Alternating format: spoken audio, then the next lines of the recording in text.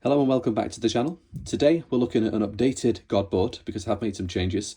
What can we do when we have a wanted or witch plus a copy of the toy box? We're also going to be looking at deck profile, the full deck profile, including extra deck and side. Had a lot of comments asking for a deck profile. Here it is. It was going to be a Fiendsmith Chimera video today. I've actually recorded about half of it, but yeah, the comments seem to be very favouring of White Forest at the minute. So yeah, it'd be rude not to. Let's get into the video.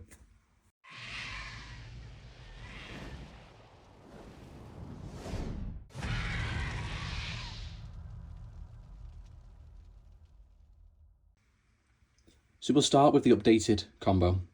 It's a small change, but I do think it makes a huge difference. Let me know at the end what you think. Before we get started, consider subscribing if you haven't already. So we've activated Toy Box, which has got Toy Tank, Toy Soldier. We activate Wanted to get a copy of the Witch. If you've hard drawn the Witch, that's fine too.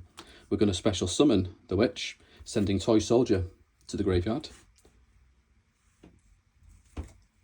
Deception from the effect of the Witch. And of course, Toy Soldier will special summon itself, and that will get us a copy of Sylvie of the White Forest added to hand. Before we do anything else, we'll tribute the Witch using Deception to get Azamina Debtors. Azamina Debtors sending Deception to the graveyard, and that will get us a copy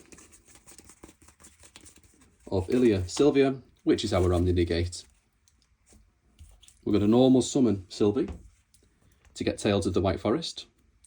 We'll activate Tales of the White Forest, adding LZ to hand. We'll special summon LZ, sending Toy Tank to the graveyard, using that to search for Estella. Toy Tank will special summon itself, using its own effect, and then tribute itself, using its own effect, to special summon Estella. Sylvie plus Estella is a level 6 synchro. Good catch. Into Recelia. Recelia will send Toy Box to the graveyard, searching a copy of the Iris Sword Soul. Estella has been sent to the graveyard.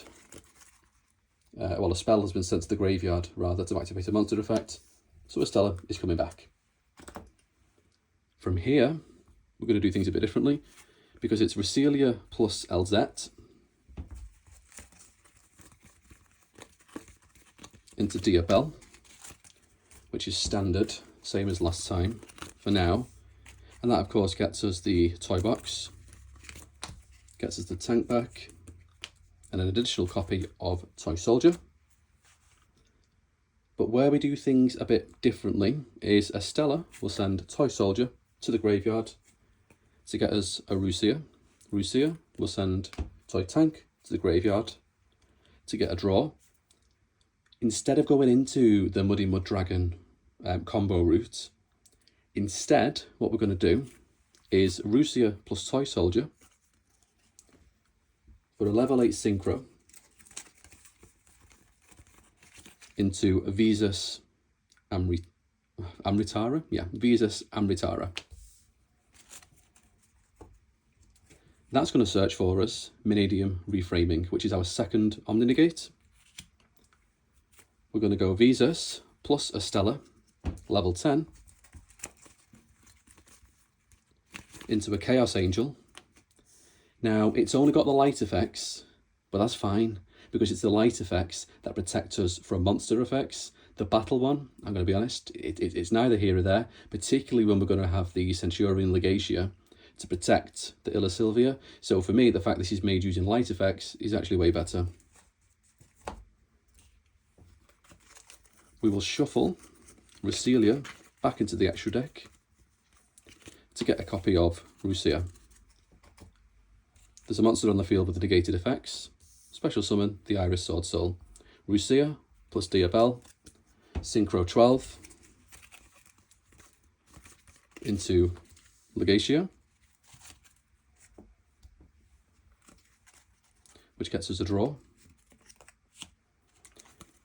And then we'll shuffle Diabel, getting the Sylvie, and then that's Sylvie plus the Iris Sword Soul, 12 Synchro into Crimson Dragon, which targets Legacia, sending itself back to the extra deck. Special summon a copy of Cosmic Blazar Dragon. And then lastly, let's not forget, we're going to banish the Wanted Deception to the bottom of the deck to get one last draw. Now you would have of course had 3 other cards in your hand, but we'll set Vanadium Reframing, and then this is where you end your turn, basically. The big difference here is that the Dragoon, which is probably the single coolest card ever printed, that's a hill I'm willing to die on, by the way, fight me. We've swapped the Dragoon for a Chaos Angel and a Vanadium Reframing. Now, the reason we've done that is because we've still got the 3 Omni Negates. We've still got the body, but we don't lose to Dark Ruler anymore. If our opponent has Droplet and doesn't have the trap card to pitch, and let's face it, there's not too many decks running loads of trap cards these days.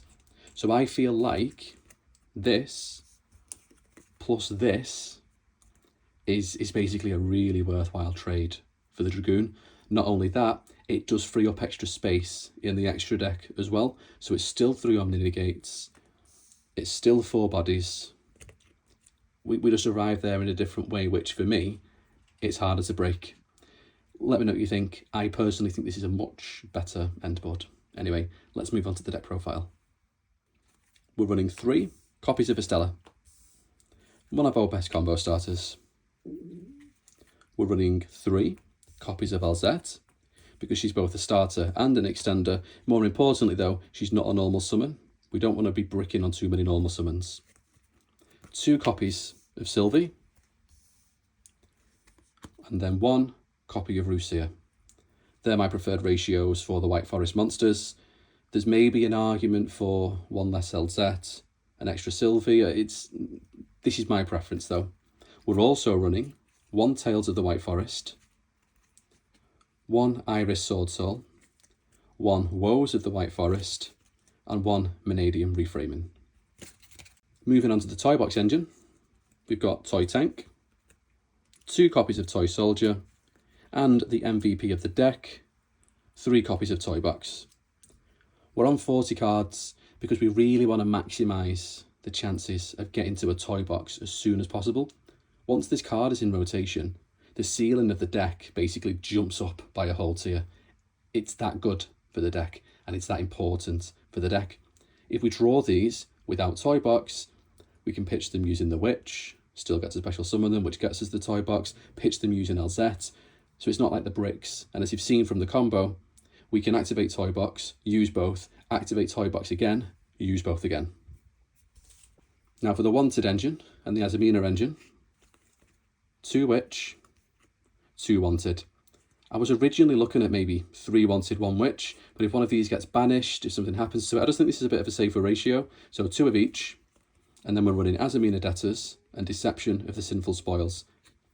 I prefer this because my thinking is we're going to win the game quite quickly if our combos resolve, and then we're going to re-summon on turn 3 the Omni Negate, and then by the time we get to like turn 4, the game's ended, let's face it. So I think for now this might be the better fusion spell. And now for our non-engine. 15 non-engine slots. You could go all out on hand traps, go 15 hand traps if that's what you want to do.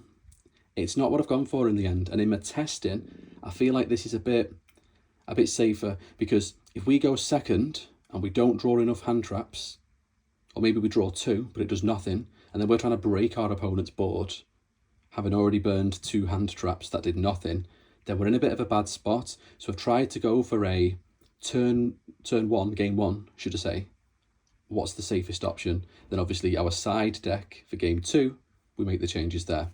So we've got 3 copies of Ash, because Fubalos completely wrecks the deck.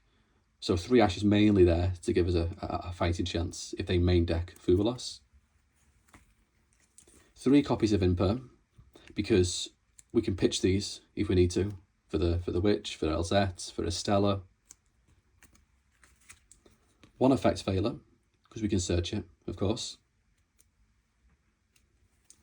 Angel Statue as a rune, because we're playing the rabbit. I've gone for 2 talents, 1 thrust. I was originally running 3, but if you've ever activated a talent and drawn into a talent, you know the pain. Thrust gives us other options. Do we need to get an imperm to try and break a board? Do we need to try and get a woes to set up a woes play, synchro summon during their turn? And I think 2 talents and a thrust, and of course we might need to thrust into a talents. I just like this ratio better. Called by is just a given. This deck, when it's allowed to play, is nuts. It's absolutely nuts. So we just want to try and maximise our chances of being allowed to play the game, basically. And then I've gone for 3 droplets, because in Engine, there's not loads of ways to break boards. This, combined with Toy Box, means it can effectively be free. And I think it's a really good way of trying to break boards, set up interruptions.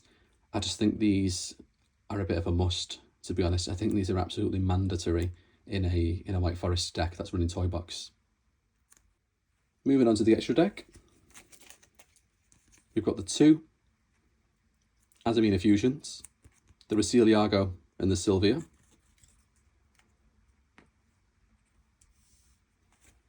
Cosmic Blazar Dragon, Legacia, Chaos Angel, Crimson Dragon,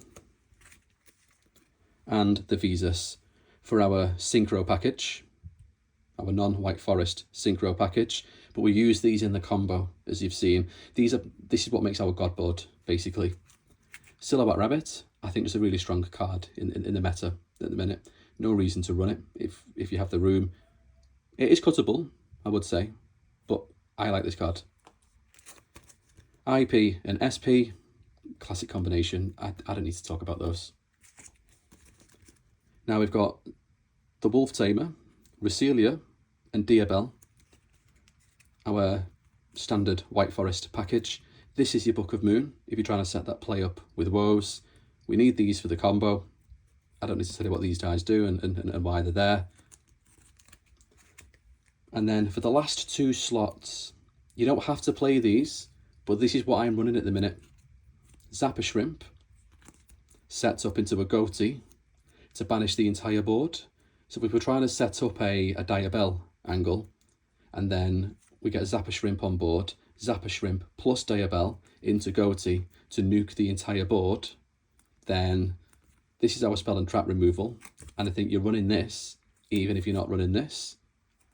But I think because we're running this, and we do have the room for it, you can cut it if you like, but I'm liking this card at the minute, because people aren't really expecting the entire field to be banished during their turn.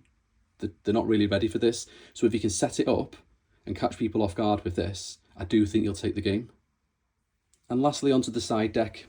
I'm going to be honest, I'm not 100% on the side deck yet. I still haven't quite figured out siding patterns. I still haven't quite nailed it, to be honest, but I'll share with you what I'm thinking so far. So we've got the package to deal with Tenpai, because Tenpai is, I'm going to be honest, if I was honest about my feelings towards that deck, then I'd probably be kicked off YouTube. So moving on, this is our Tenpai package. You've seen it in a previous video. You know what it does. The crossout package. Now, there's blowout cards that completely ruin our day. We can't be running the crossout package game 1 though. So if we're going into game 2, I'm like, right, they're on Shifter, they're on Droll. Then we've got the 3 crossouts. And then we've got 1 of each of the card, which just basically completely ruin us. So that's Droll, Dimension Shifter, and Fuwalas. Now, I'm actually running 3 Fuwalas in the extra deck. But as far as the crossout package is concerned, if you only have 1, that's fine too. Because any one of these 3 cards completely ruin our day. So between crossout plus called by, we've got 4 answers to 3 copies of Dimension Shifter, 3 copies of Droll, or 3 copies of Fuwalos, whichever one it might be that we're siding in. The maths will be in our favour, basically. There's every chance you side this in for game 2 and you still lose to a shifter. It happens. But if we are up against a shifter deck, I just think this is mathematically, 3 of these plus the cold pie, it's mathematically our best option. In the last video, I showed you how a rank 4 play, and then maybe rank 4 thrusting into the Harpy's Featherstorm, because we've got the Musketeer, the Winged Beast Musketeer on the field. Yeah, it'd be the funniest thing ever if you pull it off, but it does feel like in a fire format, and we are still in a bit of a fire format, Dominus Impulse destroys the Musketeer after you've summoned it, and yeah, I think realistically, if you're against a shifter deck, this is how we're trying to beat it, basically. Speaking of shifter, 3 copies of Retaliating Sea. Now this is a bit of a meta call. I'm not the only person talking about this card, to be honest. This shuts down a lot of the meta decks at the minute. It's good into Chimera, it's good into Branded, it's good into Azamina, it's good into the Wanted engine. I just think this is a really good card for us to be running, because we don't need to open it in our kind of starting hand. We can activate it turn 2 or whatever it is. Then it comes back to our turn, we can just link it away and get rid of the effect. So we're running 3 Retaliating Sea. And then lastly, we're on 1 copy of Skill Drain. Now this is limited to 1. We only side this in when we know we're going first. And you might be thinking, well, we can't search it. We can't combo into it. And we can't.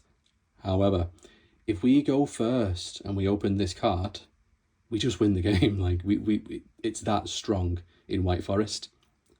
Build your board, do whatever it is you need to do, set Skill Drain, back to you, send it off with a White Forest card. This just auto wins the game if we draw it when we're going first. And so for that reason, it makes up the 15th card in the extra deck. Well, side deck, sorry. And so this is it. This is my as-is version, my as-is deck profile for White Forest Azamina. As we all know, when Supreme Darkness comes out, this deck gets loads better, but it's by no means a bad deck for now. When we're allowed to play the game, this deck is absolutely outrageous, and it does have ways to play around hand traps as well. It's not like you can't play through an Imperm, you can't play through an Ash. The main thing really is it's the Fuwalos, it's the Droll, it's the Shifter. There's potentially even an argument to just run the Crossout package in the main deck right off the bat, go into game 1 with the Crossout package. But hopefully you've enjoyed this, hopefully you've learned something.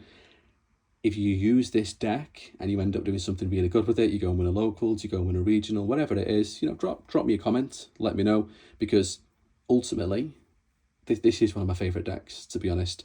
Can't wait for Supreme Darkness where it gets even better. But we're all trying to raise the ceiling of White Forest and what it can do together, aren't we? So if you figure anything else out, you do well with the deck, drop me a comment, let me know. I'm rambling at this point, so I'm going to leave it there. Thanks for watching. Hope to see you in the next one.